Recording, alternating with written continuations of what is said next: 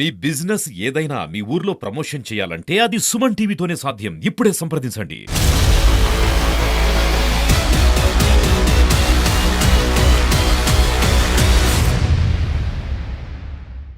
మేమెవరు వచ్చినా బాగుంటది అనుకోట్లా.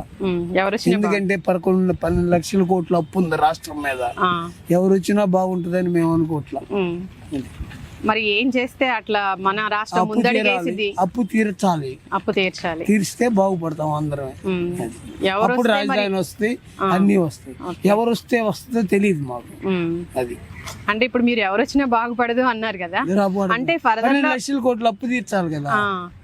ఎవరు తీస్తారు? అదే సార్, ముందు ఎవరో తీర్చగలిగిన వాళ్ళు వస్తే బాగుపడిద్ది. తీర్చగలిగిన వాళ్ళు ఎవరు అనేది మీకు తెలిస్తే ఇక్కడ ఎందుకు ఉంటాం? అమ్మా, ఈ దేశం మొత్తం కూడా దేశద్రోహులతో, అంబేద్కర్ ద్రోహులతో నిండిపోయింది.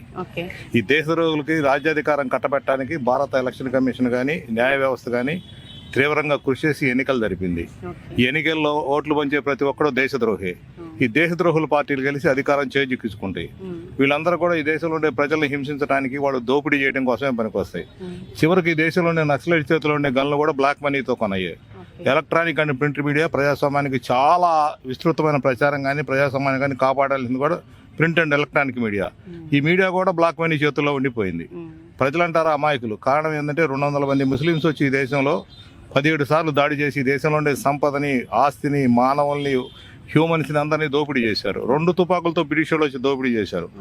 భారతదేశం అనాదిగా నిరంతరం దోపిడీకే గురవుతుంది. ఇవాళ ఈ ఎలక్షన్లు కూడా దోపిడీదారులకు రాజ్యాధికారం కట్టబెట్టడం కోసం జరుగుతుంది. ఇప్పుడు ఎవరు గెలిచినా దోపిడీదారుడే. ఎలక్షన్లో డబ్బులు పంచే ప్రతి ఒక్కడు రాజ్యాంగ ద్రోహి.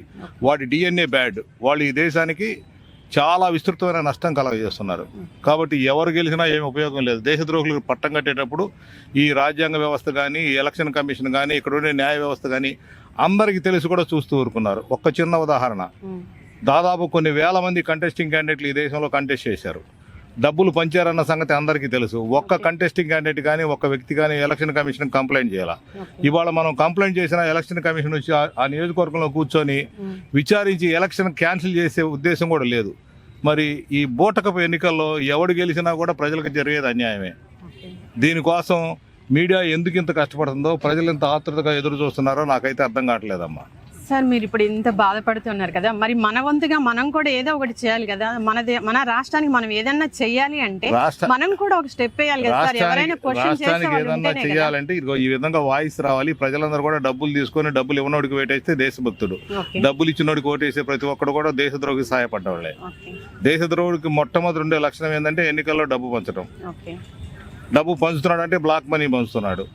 ఈ దేశంలో 200 రూపాయల నుంచి కరెన్సీ మొత్తం కనుక రద్దు చేస్తే 100 రూపాయలు మనీ ట్రాన్సాక్షన్ బ్యాంకు ద్వారా కనుక పెడితే 50 కోట్ల మంది ఇన్కమ్ ట్యాక్స్ పే చేస్తారమ్మా. అంటే ఒక సంవత్సరం కనుక భారతదేశంలో 50 కోట్ల మంది ఇన్కమ్ ట్యాక్స్ పే చేస్తే 100 సంవత్సరాలు ముందుకెళ్తుంది భారతదేశం. అది అందరికీ తెలుసు. కానీ మంచి పని మనం చేయం. ఆర్థికంగా వెనకబడి ఉన్నాం, మోరల్ వాల్యూస్లో వెనకబడి ఉన్నాం, ప్రగతిలో వెనకబడి ఉన్నాం. ఒక కుర్రవాడు చదువుకుంటే ఈ దేశంలో ఓసీ అనేవాడికి ఉద్యోగం లేదు. బొచ్చెత్తుకొని విదేశాలకు పోవాలా, అక్కడ బతకాలి. ఇక్కడ ఉండే కులం, మతం, జాతి, వంశం, కీర్తి, ప్రతిష్ట సర్వం వదులుకుంటున్నాడు. వెనకటి రోజుల్లో ఎవరన్నా కోపం వచ్చిన ఆవిడ దుమ్ము పోసేదని ఈ వంశం నాశనం అవ్వాలని. అదే ఇది వంశం నాశనం అవ్వటం ఈ పిల్లలు అమెరికా పోయి, రష్యా పోయి, ఆస్ట్రేలియా పోయి బతకడం. ఇక్కడుండే వ్యవస్థని, ఇక్కడుండే కల్చర్ని, ఇక్కడుండే మతాలని అన్నింటినీ వదులుకొని పోతున్నాం. ఇవన్నీ పోవాలంటే ఎన్నికల్లో డబ్బులు పంచే దేశద్రోహుల్ని ఓడించాలా. ఓడించడం అంటే డబ్బు తీసుకోకుండా ఉంటాం కాదు. తీసుకొని డబ్బు ఇవ్వని వాడికి ఓటేస్తే దేశద్రోహి బుద్ధి చెప్పిన వాళ్ళం అవుతాం, దేశభక్తుని గెలిపించిన వాళ్ళం అవుతాం. కలియుగంలో పుణ్యం ఎలా వచ్చిందని ధర్మరాజు అడిగితే ఏం చేసినా రాదు, తప్పును తప్పు అంటే వచ్చింది అన్నాడు. మహమ్మద్ ప్రవక్త కూడా అదే చెప్పాడు. మరి ఆ తప్పును తప్పు అనడానికి ఇవాళ మనకు శక్తి చాలడం లేదు. భయపడిపోతున్నాం. ప్రాణాలకు కూడా ప్రమాదం ఏర్పడింది సొసైటీలో. ఈ సొసైటీలో భద్రత ఎంత మాత్రం ఉందో ఆలోచించండి. ఈ సొసైటీలో భద్రత ఎంత మాత్రం ఉందో ఆలోచించండి. ఒక్క ఓటర్ అయినా నువ్వు డబ్బు పంచుతున్నావు, ఇది తప్పు, నువ్వు దుర్మార్గుడు, దేశద్రోహం అడిగే ధైర్యం లేకుండా పోయింది. డబ్బు తీసుకోకపోతే కొడతారేమో, చంపుతారేమో, వేరుగా చూస్తారో అనే భయపడే పరిస్థితికి వ్యవస్థ తయారైంది. మరి ఆ పరిస్థితి అంతా పోవాలంటే మనం అంటే ఏం చేయాలి? పోవాలంటే మనం చేసేది తప్పని ముందు తెలుసుకోవాలా. అది తెలుసుకుంటే ఏం చేయాలనేది ప్రతి మనిషికి తెలుసు. దేవుడు పుట్టేటప్పుడు అందరి హృదయం మీద ఇది మంచి, ఇది న్యాయం, అధర్మం అని రాస్తాడు. ఓకే. ఎవరు న్యాయశాస్త్రం చదువుకోవాలి పిల్ల. ఒక మనిషిని ఇంకో మనిషి అకారణంగా కొడితే అన్యాయంగా కొట్టాడని వాళ్ళు అనుకుంటారు. దానికి న్యాయశాస్త్రం చదవాల్సిన అవసరం లేదు. ప్రతి వ్యక్తి హృదయంలో ఏది మంచి ఏది చెడు అని స్పష్టంగా ఉంటుంది. మన హృదయాన్ని మనం క్వశ్చన్ చేస్తే మనం చేసేది తప్ప రైటా తెలిసిపోయింది. ఒక్కటేనమ్మా గుర్తుపెట్టుకోండి, దేవుడి కంటే తల్లి గొప్పది, తల్లి కంటే దేశం గొప్పది. దేశం కనుక కరెక్ట్గా ఉంటే మన తల్లి, మన ఆస్తులు, మన సంపద అంతా కరెక్ట్గా ఉంటుంది. దేశంలో ఎక్కడైతే ఇటువంటి దుర్మార్గులు రాజ్యం వెళ్తుంటారో మన తల్లికి రక్షణ లేదు, మన ఆస్తులకు రక్షణ లేదు, మన బిడ్డలకు రక్షణ లేదు. దేశద్రోహుల చేతుల్లో అధికారం పెడితే మన తల్లికి రక్షణ లేదు, దేనికి రక్షణ లేకుండా పోతుంది. ఈ పాలకులంతా కూడా మరి ఎవరో మీరే ఆలోచించుకోవాలి. ప్రజలు మీడియా కూడా ఒక్కరోజు 24 hours ఇక్కడ ఉండే ఎలక్ట్రానిక్ అండ్ ప్రింట్ మీడియా నిజాన్ని కనుక మాట్లాడితే ఇక్కడ ఉండే ఎలక్షన్స్ మొత్తం రద్దయి మళ్ళీ ఎలక్షన్లు పెడతారు. ఒక్కరోజు కూడా మీడియా డబ్బులు పంచారు, ఎన్నికలు చెల్లవు, వీటి మీద విచారణ జరపాలని చెప్పే పరిస్థితి లేకుండా పోతుంది. ఎలక్షన్ కమిషన్ డిమాండ్ చేయలేకపోతున్నారు. అన్నిటికంటే ప్రధానమైన అంశం డెమోక్రసీలో మీడియాదే. ఇప్పుడైతే ప్రస్తుత పరిస్థితి అయితే మీడియా ప్రజలందరి మనసుల్ని ఆక్రమించేసింది, వాళ్ళ హృదయాలను ఆక్రమించేసింది, మైండ్ని ఆక్రమించేసింది. మీడియా లేకోకుండా, మీడియాలో వార్తలు చూడకుండా ఎవరో ఉండలేదు. కాబట్టి మీడియాకి అత్యంత ప్రాధాన్యత ఉంది. ఒక్కసారైనా మీడియా కళ్ళు తెరిస్తే ఈ వ్యవస్థ బాగుపడుతుంది. ఎంత మెజారిటీ గెలిచింది అంటారు? మెజార్టీ టోటల్గా అంత రాకపోయినా కూడా అంత మెజార్టీ రావచ్చు. ఓకే. లాస్ట్ ఎన్నికలతో 19లో కంపేర్ చేస్తే ఇప్పటికి అంత మెజారిటీ రాకపోయినా అతనే వస్తాడంటారు. ఓకే. ఎలక్షన్స్ అయితే ప్రశాంతంగా ముగిసాయి కదా, మరి ఇప్పుడు ఎవరు వస్తారని మీరు అనుకుంటున్నారు? ఎంత మెజారిటీతో గెలవచ్చు అనుకుంటున్నారు?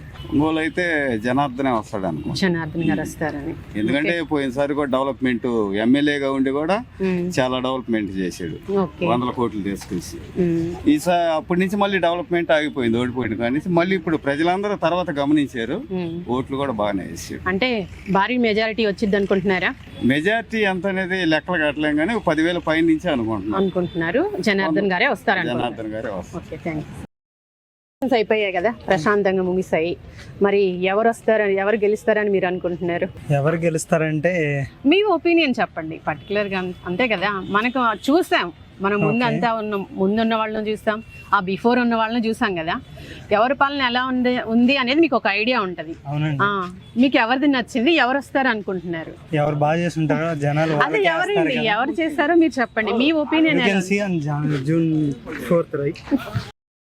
ఇప్పుడు ఎవరు వస్తారు, ఎంత మెజారిటీతో గెలుస్తారని మీరు అనుకుంటున్నారు? మీ అభిప్రాయం? కూటమి గెలిచిద్దని మేము అనుకుంటున్నాం. 150 సీట్లతో కూటమి ఫామ్ చేసిద్ది అనుకుంటున్నాం. ఓకే. ఇంకేం డౌట్? ఇంకేమన్నా మీకేమన్నా? మాకేం డౌట్ లేదు సార్, మీ ఒపీనియన్ ఏంటి? పబ్లిక్ టాక్ ఎలా ఉంది? జనార్దన్ గెలుస్తున్నాడు, 15,000 నుంచి 20,000 మెజార్టీతో జనార్దన్ గెలుస్తున్నాడు. కూటమి 150 సీట్లతో కూటమి పరిపాలిస్తుంది. Okay, thank you. ఇప్పుడు ఎలక్షన్స్ అయితే ప్రశాంతంగా అయిపోయాయి. ఎవరు వస్తారు, ఎంత మెజారిటీతో గెలుస్తారని మీరు అనుకుంటున్నారు? ఎవ్వరు చెప్పే పరిస్థితి లేదమ్మా. అంటే ఇప్పుడు జగన్ గారు 5 years పథకాలు తీసుకున్న వాళ్ళందరూ కూడా వైఎస్ఆర్సీపీ ఫేవర్ గా ఉన్నారు. కొత్తగా ఓటర్స్ వచ్చిన వాళ్ళందరూ కూడా జగన్, పవన్ కళ్యాణ్, మోడీ ఆ ఇన్ఫ్లుయెన్స్ లో ఉన్నారు. సో ఇది ఎలా బ్యాలెన్స్ అవుద్దో ఎవ్వరు చెప్పే పరిస్థితి కాదు. ఎప్పుడు జరిగే ఎలక్షన్స్ లా కాదు, 90% పైన పోల్ అయింది. కాబట్టి ఎక్కడ ఈ డిఫరెన్స్ పెద్దగా 10,000 లోపే ఉంటుంది ఎవరు గెలిచినా కూడా. అది సిచ్యువేషన్, ఎవరు అంచనాలకు అందిన పరిస్థితి లేదు. అంటే లాస్ట్ 5 years మీరు చూసారు కదా, దాని మీద మీ ఒపీనియన్ ఏంటి? అది ఇప్పుడు విలేజెస్ లో ఓటర్స్ అందరూ కూడా ఈ పథకాలన్నీ గవర్నమెంట్ మారితే ఎక్కడ రాకుండా పోతాయో అని భయంతో physically handicapped persons, old age people అందరూ కూడా ఓటింగ్ అటెండ్ అయ్యారు. సో అవన్నీ వైఎస్ఆర్సీపీకి ఫేవర్ గా ఉన్నట్టుగా అంత పబ్లిక్ ఒపీనియన్. సో అలాగే వేరే కంట్రీస్ నుంచి, వేరే స్టేట్స్ నుంచి లక్షల మంది పిల్లలు వచ్చారు కొత్తగా జాయిన్ అయిన వాళ్ళు. వాళ్ళందరూ Modi mania, Pavan Kalyan favour. So ఈ కాంబినేషన్స్ లో ఎలా అవుతుందో వాళ్ళకి వీళ్ళకి మధ్యలో జనరల్గా 35% ఓటు వైఎస్ఆర్సీపీకి, 35% కూటమికి ఉన్నాయి స్టాండర్డ్. అవి కాకుండా 70 కాకుండా మిగతా 30%లో ఎక్కడ బ్యాలెన్స్ అవుతుందో ఎవరు ఊహించలేని పరిస్థితి. ఇప్పుడు ఎవరు పార్టీ లీడింగ్ లో ఉంటారు, ఎవరు వస్తారు, ఎవరు వస్తే వాళ్ళు ఎంత మెజారిటీతో వస్తారని మీరు అనుకుంటున్నారు? మీ ఒపీనియన్ ఏంటి? ఎలక్షన్స్ గురించి ఏం తెలియదమ్మా, రాజకీయాల గురించి నాకేమో పెద్ద తెలియదు. అంటే ఈ 5 years పాలన చూసారు, బిఫోర్ చూస్తుంటారు, అంటే వాళ్ళు ఇలా వీళ్ళు ఇలా అని ఒక ఐడియా ఉంటది కదా సార్, ఎవరు వస్తే బాగుంటది ఏం ఐడియా అనుకుంటున్నారు? లేదమ్మా, నేను పట్టించుకోను, ఎవరు వచ్చినా నాకు మంచిదే. Okay, thank you. ఇప్పుడు ఎలక్షన్స్ అయితే పూర్తయిపోయాయి కదా, ఎవరు వస్తారు, వస్తే ఎంత మెజారిటీతో వస్తారు? నేను టీడీపీ అనుకుంటున్నాను. టీడీపీ అనుకుంటున్నారా? ఎందుకని అలా? అంటే ఆయన చేసిన పనులు అంటే సపోర్ట్ ఇస్తున్నాడు లేడీస్కి. ఓకే, భారీ మెజారిటీతో రావచ్చు అనుకుంటున్నారా? సార్ ఎలక్షన్స్ అయితే పూర్తి అయ్యాయి, ఇప్పుడు ఎవరు వస్తారు, వస్తే వాళ్ళు ఎంత మెజారిటీతో వస్తారు? టు బి ఫ్రాంక్, అందరూ ఎక్స్పెక్ట్ చేయటం ఏంటంటే డెమోక్రసీ రావాలంటే they are expecting to have the TDP. TDP, okay, very open. That's it. Okay, majority అదన్నది no one can expect. The reality should be no okay, when it comes reality. Okay, thank you sir. మేము Suman TV నుంచి వచ్చాము sir. ఇప్పుడు elections అయితే అయిపోయాయి కదా, ఎవరు గెలుస్తారు, ఎంత మెజారిటీతో గెలుస్తారని మీరు అంటే అనుకుంటున్నారు? టౌన్లో అదే, స్టేట్ దా, ఎట్లా? రెండు చెప్పండి సార్. టౌన్లో అయితే జనార్దన్ గారు రావాలని కోరుకుంటున్నాము, స్టేట్కి చంద్రబాబు నాయుడు గారు. Chandrababu. Okay, thank you. A party వచ్చింది అనుకుంటున్నారు, ఎంత మెజారిటీతో వచ్చింది అనుకుంటున్నారు? ప్రస్తుతం టీడీపీ అనేది ఉంటున్నారు, కూటమి అంటున్నారు.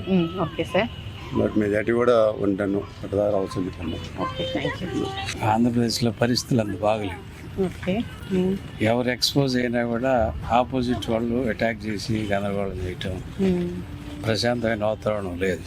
ఓకే, అయితే ఒకటి, ప్రస్తుత గవర్నమెంట్ మీద ఎంప్లాయీస్ అయితే మాత్రం యాంటీగా ఉన్నారు, అది అక్కడ మాత్రం చెప్పగలం. Okay, okay, thank you sir. మేమైతే ఓటు కాంగ్రెస్ పార్టీకి వేసాం, ఓకే సార్. తెలుగు షర్మిల రావాలని. అయితే రాదని తెలుసు మాకు, అయినా మా లైన్ అది. ఈ జగన్, చంద్రబాబు నాయుడు, మోడీ కొంత పడుతున్నారు, ఓకే, అది కరెక్ట్ కాదు. మోడీ లైనే కరెక్ట్ కాదు. ఓకే, మోడీ ఓడిపోవాలని, కాంగ్రెస్ పార్టీ రావాలని కోరుకుంటున్నాం. ఆచరణలో మన ఇష్టం వచ్చినట్టు జరగదుగా, ప్రజలందరూ కోరుకుంటే జరిగింది. ఓకే, అది మేము ఫీల్ అవుతుంది. చంద్రబాబు నాయుడు వస్తాడని ప్రస్తుతానికి అనుకుంటున్నాం, ఇక్కడ ట్రెండ్ని బట్టి. ఓకే, అక్కడ కూడా మోడీ వస్తాడనే చెబుతున్నారు. మీరైతే కాంగ్రెస్ రావాలనుకుంటున్నారు? కాంగ్రెస్ కావాలనుకుంటున్నాం, అక్కడ రాహుల్ గాంధీ రావాలనుకుంటున్నాం. మోడీకి మీడియా మొత్తం, భారతదేశంలో మీడియా మొత్తం మోడీకి వంత పడుతున్నారు, సరెండర్ అయ్యారు ఒక రకంగా చెప్పాలంటే. చంద్రబాబు నాయుడు, జగన్ సరెండర్ అయినట్టుగా మీడియా కూడా సరెండర్ అయింది. నిక్కచ్చిగా సరైన మీడియా లేదు.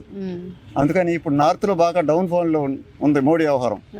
రేపు పొద్దున ఎన్నికల్లో మోడీ ఓడిపోయినా ఆశ్చర్యపడాల్సిందే లేదు. మనం నిర్ణయం తీసుకొని మనం గెలిపిస్తే కదా వాళ్ళు గెలుస్తారు. జనంలో లేదండి అది, ఆ అవేర్నెస్ లేదు.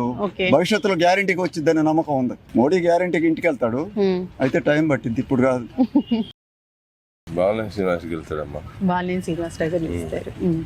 ఒక 10 నెలల లోపు, 10,000, 12-13 లోపు. 13, ఓకే, 10-13 ఓట్ల మెజారిటీతో బాలినేని శ్రీనివాస్ గారు గెలుస్తారు. ఓకే, మరి అక్కడ సార్ జగన్ సీఎం అవుతాడమ్మా. జగన్ సీఎం అవుతారు. 115-120 సీట్లు వస్తాయి. 115. ఓకే, లాస్ట్ టైం తో కంపేర్ చేసుకుంటే అంత రాకపోయినా, భారీ మెజారిటీ కాకపోయినా వస్తారు, గెలుస్తారు అంటారు. గెలుస్తారమ్మా. Okay, thank you sir. ఈసారి బాగా పోటీగా ఉంది, ఎవరు గెలుస్తారో తెలియట్లే.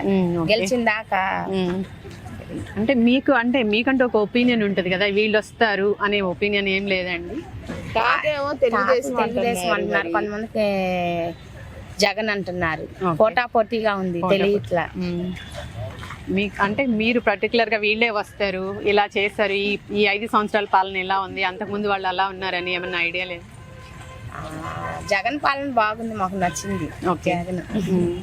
జగనే గెలవాలని. అది ఎందుకు, అతని పాలన మీకు ఎందుకు నచ్చింది? ఒక 2 మాటలు చెప్తారు. ఏముంది, ఇప్పుడు ఒంటరి మహిళకి ఇస్తున్నాడు కదా, ఇట్లా 75,000 ఇస్తున్నాడు కదా, 45 ఏళ్ళు దాటిన మహిళలకి వాళ్ళకి ఇస్తున్నాడు. మళ్ళీ ఆరోగ్యశ్రీ కార్డు మీద సర్జరీలు, కొంచెం హార్ట్ పేషెంట్ వాళ్ళకి అవి చేస్తున్నాడు, అమ్మఒడి వేస్తున్నాడు, ఇవన్నీ చేస్తున్నాడు. జగన్ పాలన బాగుంది. టీడీపీ వస్తుంది. టీడీపీ ఎందుకు సార్ టీడీపీ వస్తుందని ఎందుకు అనుకుంటున్నారు? అంటే 30 lakhs ఓట్స్ దాకా అవుట్ సైడ్ స్టేట్ నుంచి పడ్డాయి. నేను కూడా పోలింగ్ డ్యూటీ చూశాను.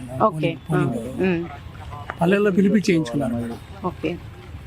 ప్లస్ ఏంటంటే అభివృద్ధి లేదు, 100% జీరో. దానివల్ల మార్పు వస్తాం అనుకున్నాం. కానీ మార్పు వచ్చినా ఏం రాదులేండి. నెక్స్ట్ వచ్చినా కూడా గవర్నమెంట్ చేయలేదు. మొత్తానికి అయితే టీడీపీ వస్తుంది అనుకుంటున్నారు. మార్పు అంతే. మార్పు కోసం టీడీపీ రావాలని మీరు అనుకుంటున్నారు. నేను అనుకోవట్లేదు, జనాలు ఓకే అలా టాక్ ఉంది అంటున్నారు. గోవిత్ నోటా. ఓకే.